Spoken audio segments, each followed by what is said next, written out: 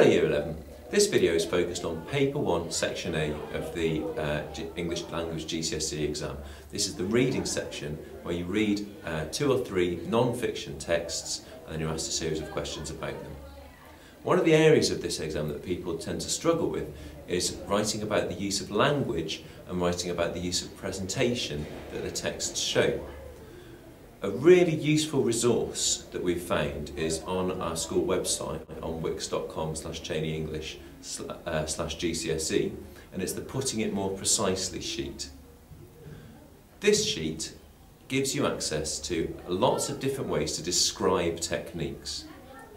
If you look on the first box, you'll see a whole range of different techniques, such as complex sentences, use of rhetorical questions, or to thinking about presentation, use of images or captions.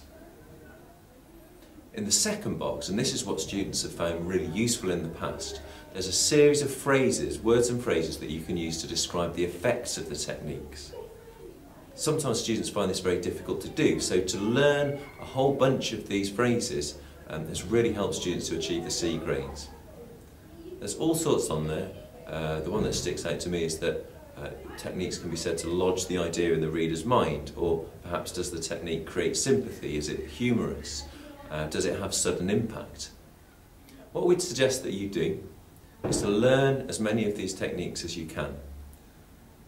Then you'll be well placed to use them in either your Paper 1 Section A, but you can also use them possibly in the lit poetry or in the other cultures poetry also.